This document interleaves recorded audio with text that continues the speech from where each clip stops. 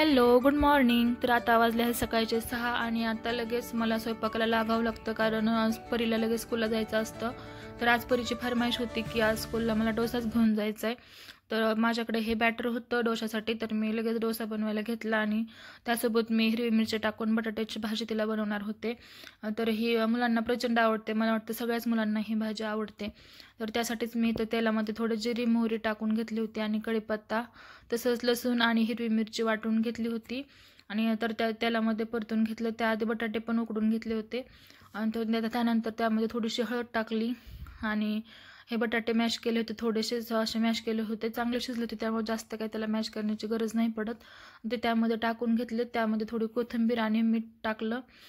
तर अशा पद्धतीने अशी भाजी रेडी झालेली आहे. ती परीला खूप आवडते भाजी, म्हणून आता मी हिला ते टिफिनसाठी हेच देणार होते.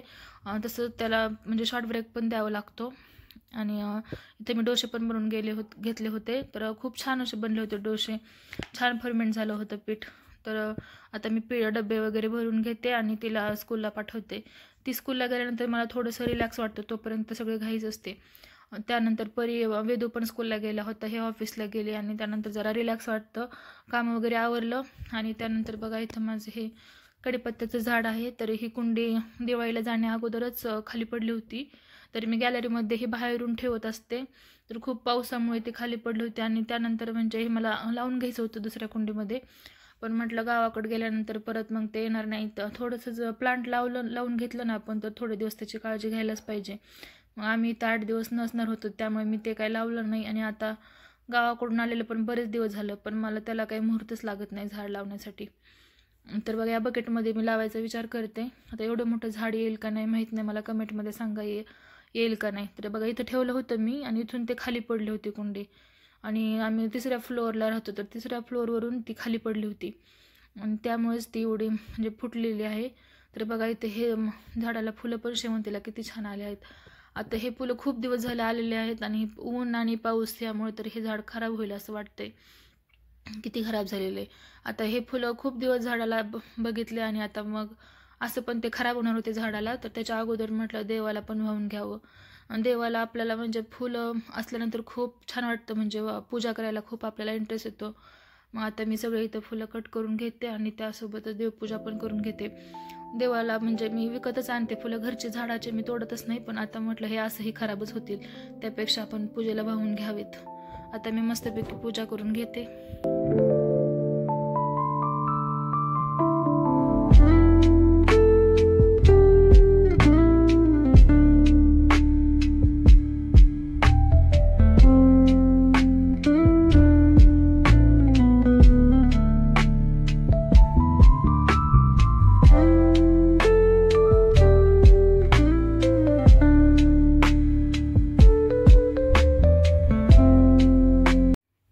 देवपूजा केल्यानंतर खूप प्रसन्न वाटत होतं आणि आता मला इथं ड्रायफ्रूटचे लाडू बनवून घ्यायचे होते. त्यासाठीच मी इथं काही ड्रायफ्रूट घेतले होते. त्यामध्ये काजू, बदाम, अक्रोड, मनुके आणि काही सीड्स आणि त्यामध्ये खजूर पण टाकणार होते आणि थोडंसं खोबरं टाकणार होते. तर इथं आपल्याकडे जेवढे असतील तेवढे ड्रायफ्रूट घ्यायचे आणि सीड्स पण घ्यायच्या जेवढ्या आहेत तेवढ्या. आणि तुम्हाला काही वेगळं काही सांगण्याची गरज नाही की आपल्यासाठी ड्रायफ्रूट्स किती उपयोगाचे आहेत, आपल्यासाठी आणि मुलांसाठी पण.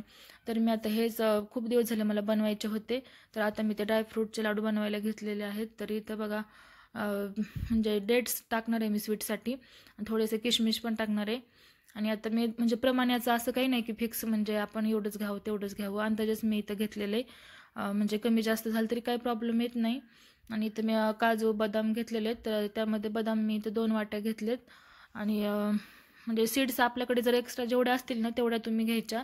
माझ्याकडे आता पंपकिन सीड आणि सनफ्लावर या 2च होत्या. तुम्ही जवस पण टाकू शकता, पण ते तुम्हाला जर आवडत असेल तर. तर मी इथं बघा बदाम घेतलेले आहेत मी 2 वाट्या आणि 2 वाट्या मी काजू घेतलेली आहे. म्हणजे कमी जास्त झालं तरी चालतं, असं काही नाही.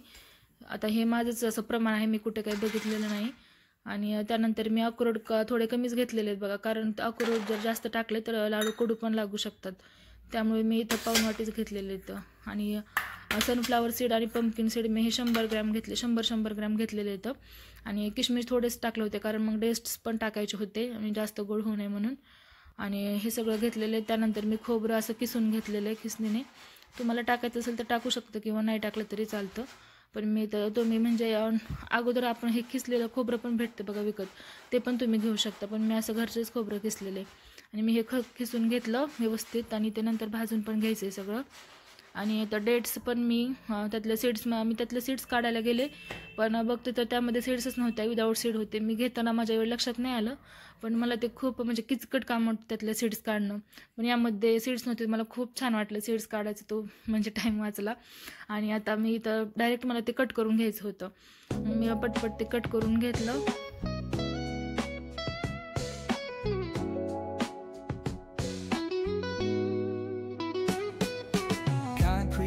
Where the neon glows, every block tells a tale the whole city knows. Rhythms in the shadows where the cold wind blows. Life's a gamble on these streets, anything goes. Boom bap echoes through the alleys at night. Soulful samples lift the darkness to light. Deep kicks pounds like a heartbeat fight. These gritty vibes keep my story in sight.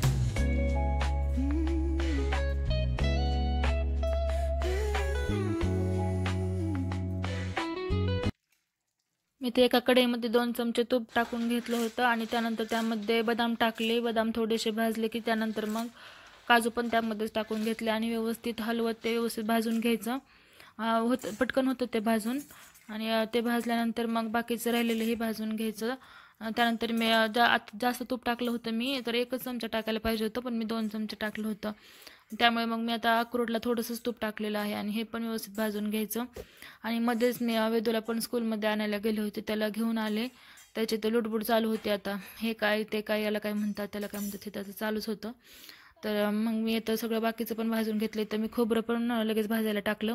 खोबरं भाजताना तुम्ही gas कमी करायचा, नाहीतर ते लगेच जळून जातं. थोडंसं उगा ब्राऊन होऊ द्यायचं आणि लगेच ते काढून घ्यायचं. मग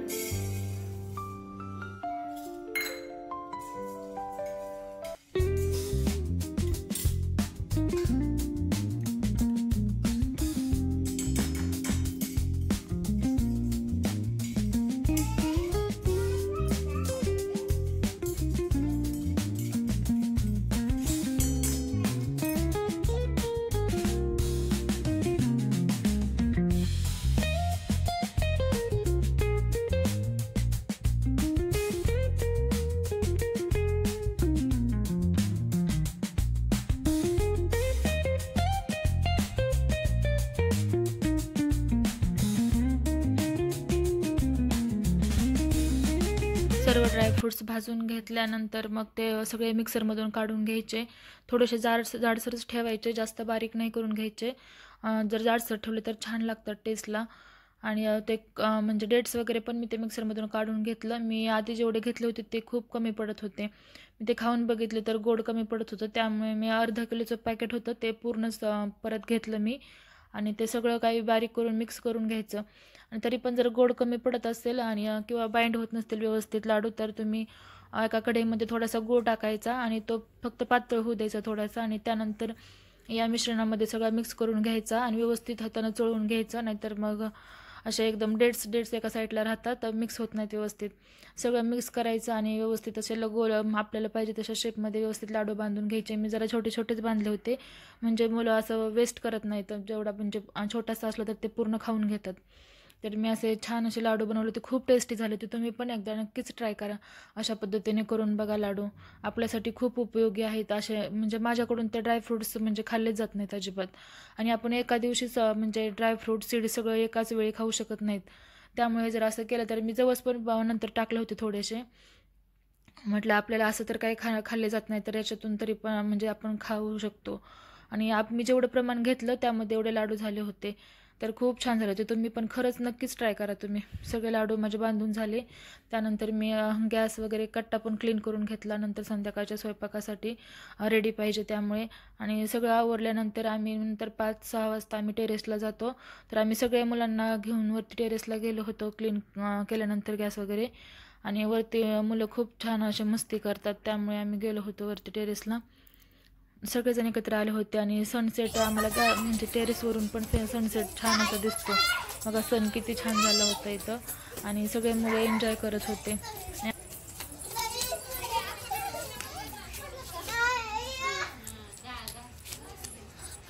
आज किचनमध्ये दिवसभर खूप वेळ गेला होता, त्यामुळे रात्रीच्या जेवणामध्ये काही वेगळं काही बनवायची इच्छा होत नव्हती जास्त काही. त्यामुळे आज मी वरणातल्या चकल्या बनवल्या होत्या. आमच्याकडे याला वरणातल्या चकल्या म्हणतात, तुमच्याकडे काय म्हणतात कमेंटमध्ये नक्की सांगा. वरणफळ की वरणातल्या चकल्या म्हणतात ते सांगा. यासोबतच हा व्हिडिओ संपवते. अपेक्षा करते की तुम्हाला व्हिडिओ आवडला असेल, कसा वाटला कमेंटमध्ये सांगा. आणि आवडला असेल तर लाईक करा. चॅनलवर नवीन असाल तर प्लीज चॅनलला सबस्क्राईब करा. आपण भेटूयात पुढच्या अशाच इंटरेस्टिंग व्हिडिओमध्ये. तोवर तुम्ही स्वतःची काळजी घ्या. So take care friends and bye.